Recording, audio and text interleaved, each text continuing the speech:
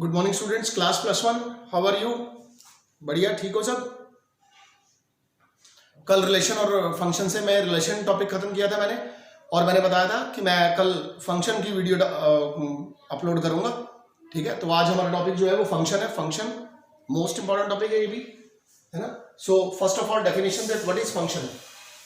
If a and b are two non-empty sets, a and b are two non-empty sets, a relation f, function को किससे represent किया जाएगा? F से।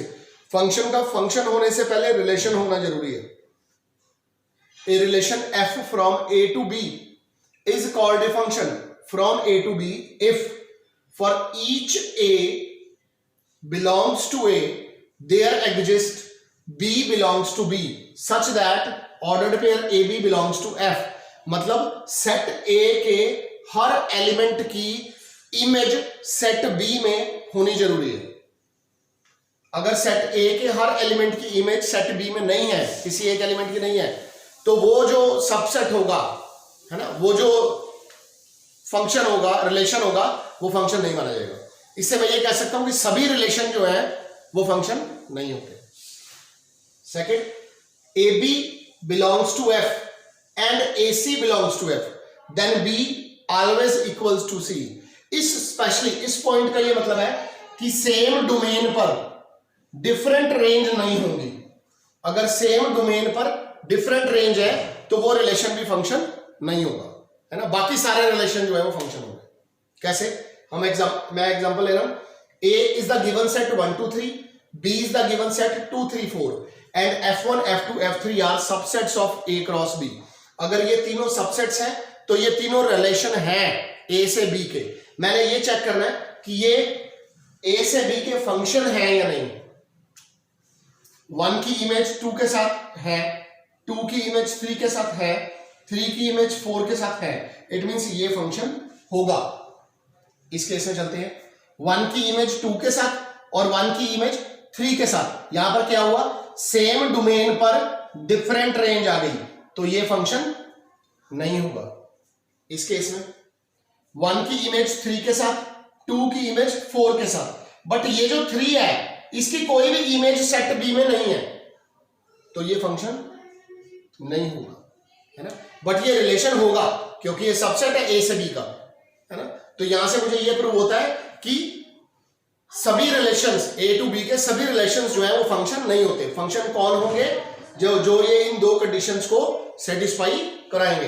It's the most important. Definition याद है तो आप क्वेश्चन करोगे, डेफिनेशन ये नहीं याद, थ्योरेटिकल पार्ट में कमांड नहीं है तो प्रैक्टिकल नहीं करोगे, है ना। यहां मुझे ये आपको इस पे कमांड होनी चाहिए।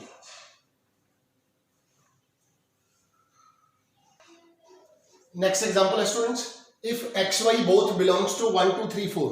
इसका मतलब सेट ए जो है वो भी 1 2 3 4 है, सेट बी जो है वो भी 1 2 3 4 है। इसका मतलब ये रिलेशन होगा this set to this set, है ना, cross product this set to A cross B, then which of the following are functions of given set, है ना। Like f1 xy such that y equals to x plus 1। अब y equals to x plus 1 में आपने x1 put करना है। जब x1 put करोगे y2 आ जाएगा, y2 भी होगा। मतलब मैं ये कहना चाहता हूं 1 2 3 4 1 2 3 4, तो ये आ गया। जब आपने x2 पुट किया तो y3 ओके। जब आपने x3 पुट किया तो y4 ओके। जब आप x4 पुट करोगे y5 बन जाएगा, वो यहां पर है नहीं, तो इसके ऑर्डर पे मेरे पास ये तीनों आ गए, है ना। मैं सभी के पहले ऑर्डर पे डिस्कस करता हूं आपके साथ। f2 xy when x plus y is greater than 4, x plus y 1 plus 4 5 आएगा, 4 plus 1 5 आएगा, 2 plus 3 5 greater than 4 है, 3 plus 2 greater than 4 है, 3 plus 4 greater than 4 है, 4 plus 3 greater than 4 है, 2 plus 4 and 4 plus 2 greater than 4 है। Done. अब इसको कैसे बनाऊंगा? y is less than x। ये मैंने जितने भी ऑर्डर पेयर लिखे हैं इसमें y जो है वो लेस देन x है। 1 2 से छोटा है, 1 3 से छोटा है, 1 4 से छोटा है। अब मैंने ये देखना है कि ये तीनों जो है ये फंक्शन है या नहीं, है ना। वो कैसे पता लगेगा? जैसे अब मैं इस केस पे देखता हूं तो 1 है, 2 है, 3 है, पर ये जो 4 एलिमेंट है इसकी कोई इमेज नहीं है, इसकी कोई इमेज नहीं है, मतलब 4 के साथ कोई और इमेज यहां पर नहीं है, तो ये फंक्शन नहीं होगा। F2 के अंदर देखता हूं मैं, अब F2 में मैं क्या देख रहा हूं, ये देखो ये 2 3 है और ये 2 4 है, इसका मतलब सेम डोमेन के ऊपर जो सेकंड एलिमेंट है वो अलग अलग हो गया, इसलिए ये भी फंक्शन नहीं होगा। इस केस में देखो ये 3 1 है और ये 3 2 है ना, यहां पर भी 3 3 सेम है पर 1 और 2 सेम नहीं है, तो ये भी फंक्शन की डेफिनेशन को फॉलो नहीं करता, तो ये भी फंक्शन नहीं होगा। बट मैं फिर वही बात कहूंगा कि ये तीनों रिलेशन होंगे क्योंकि ये सबसेट होंगे दिस क्रॉस दिस के, लेकिन ये फंक्शन नहीं होंगे क्योंकि ये फंक्शन की डेफिनेशन को फॉलो नहीं करते।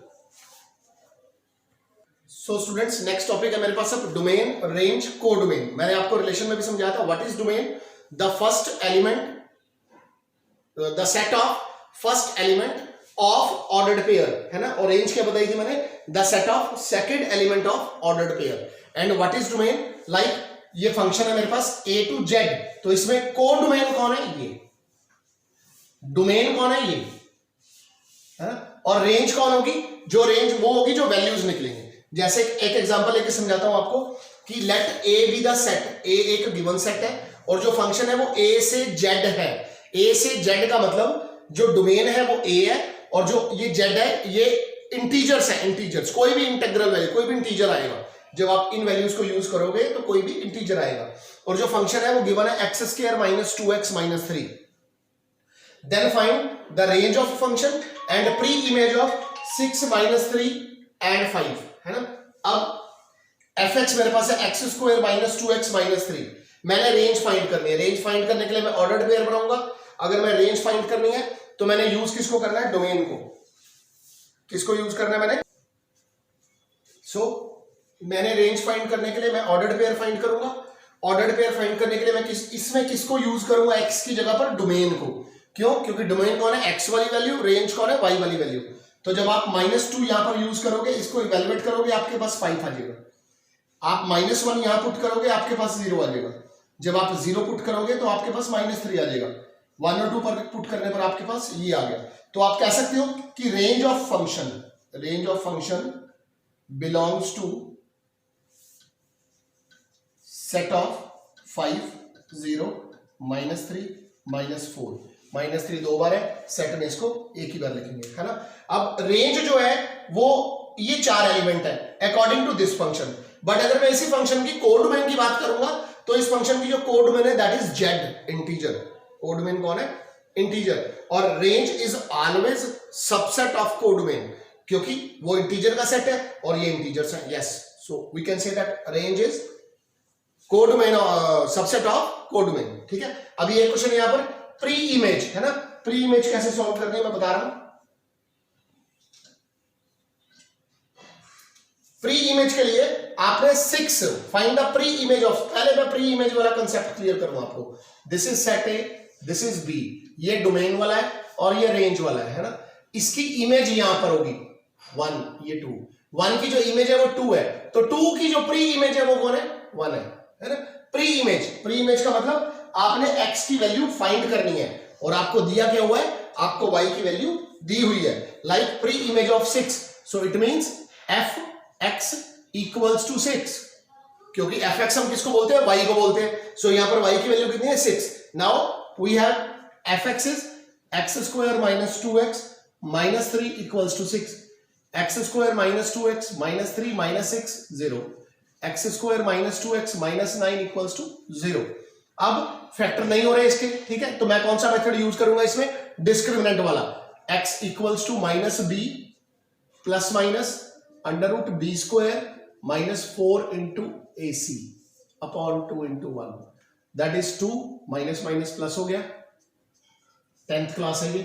4 plus 36 upon 2, x equals to 2 plus minus 40 upon 2, 2 2 जा 4 10 जा, it means 2 plus minus 2 root 10 by 2 upon 2। अब मैं क्या देख रहा हूं, that 1 plus minus root 10 does not belongs to z। ये z को बिलोंग नहीं कर रहा।